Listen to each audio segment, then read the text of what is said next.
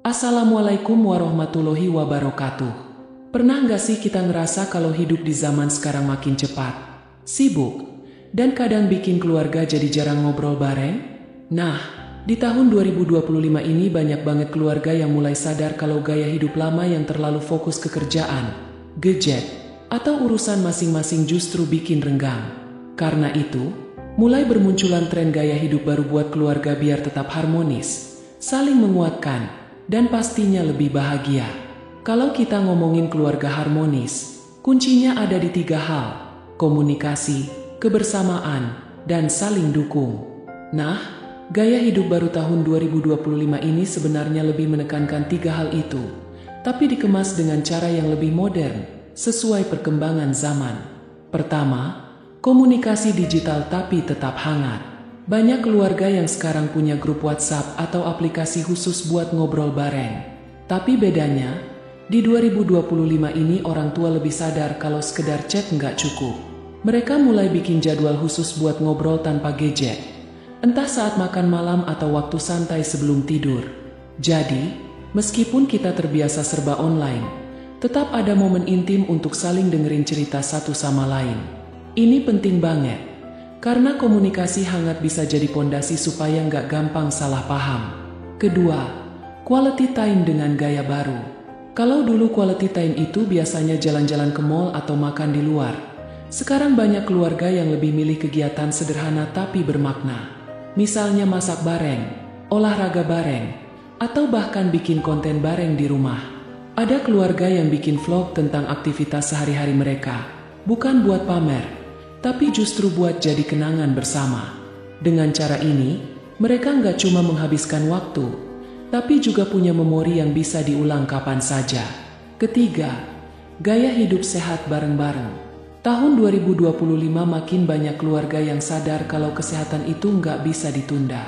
Bukan cuma soal badan tetap fit, tapi juga supaya bisa lebih lama membersamai pasangan dan anak-anak. Mereka mulai rutin olahraga ringan di rumah, jaga pola makan, sampai saling support kalau ada anggota keluarga yang lagi diet atau program kesehatan. Bahkan ada keluarga yang bikin tantangan kecil, kayak siapa yang bisa paling konsisten jalan kaki tiap pagi, terus dirayain bareng kalau ada yang berhasil. Dari hal-hal kecil kayak gitu, rasa kebersamaan makin kuat. Keempat, saling menguatkan secara mental. Zaman sekarang, masalah mental health udah bukan hal tabu lagi. Banyak keluarga di 2025 yang mulai terbuka soal perasaan masing-masing. Misalnya, anak cerita soal tekanan sekolah, atau suami istri cerita tentang stres kerja. Bukan buat nyalahin, tapi buat sama-sama cari solusi. Dengan kebiasaan ini, keluarga jadi punya ruang aman buat saling curhat tanpa takut dihakimi. Kelima, kebiasaan berbagi peran. Kalau dulu urusan rumah sering dianggap tanggung jawab istri, sekarang makin banyak keluarga yang terbiasa berbagi tugas.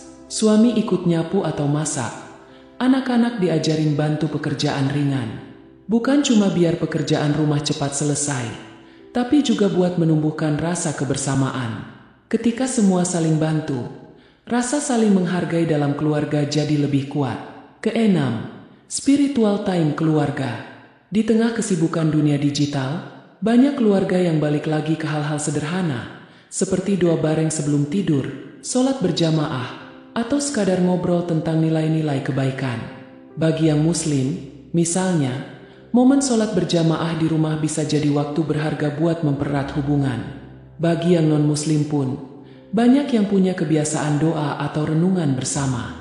Intinya, spiritual time ini bikin keluarga lebih tenang dan punya arah hidup yang jelas. Ketujuh, gaya hidup minim drama. Di tahun 2025 ini, banyak keluarga mulai sadar kalau drama nggak ada manfaatnya. Mereka lebih memilih untuk fokus ke solusi daripada memperbesar masalah. Misalnya kalau ada perbedaan pendapat, diselesaikan dengan diskusi singkat dan nggak dibawa berlarut-larut. Dengan begitu, suasana rumah jadi lebih damai, dan energi keluarga nggak habis hanya buat ribut hal kecil. Kedelapan, pendidikan finansial sejak dini. Banyak keluarga sekarang sadar kalau masalah keuangan sering jadi pemicu konflik.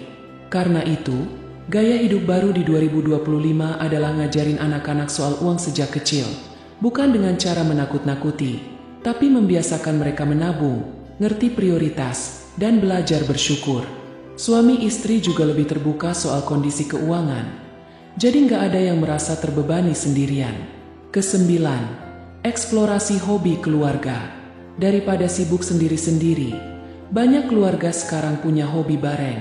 Ada yang suka berkebun, main musik, sampai traveling ke tempat yang belum pernah dikunjungi. Dengan punya hobi bareng, hubungan keluarga jadi lebih seru dan gak monoton.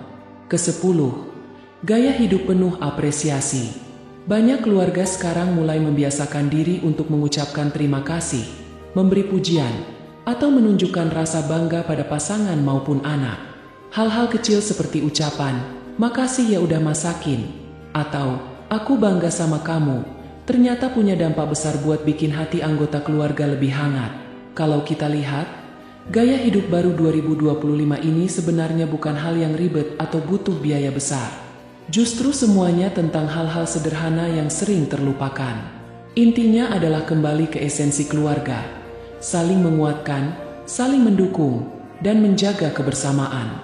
Jadi, kalau kita pengen punya keluarga yang harmonis di 2025, coba deh pelan-pelan terapkan gaya hidup ini. Mulai dari komunikasi hangat, quality time, gaya hidup sehat, sampai kebiasaan apresiasi. Percaya deh, dengan langkah-langkah kecil itu, rumah bakal jadi tempat yang paling nyaman buat pulang, dan keluarga jadi tempat terindah untuk saling menguatkan. Assalamualaikum warahmatullahi wabarakatuh.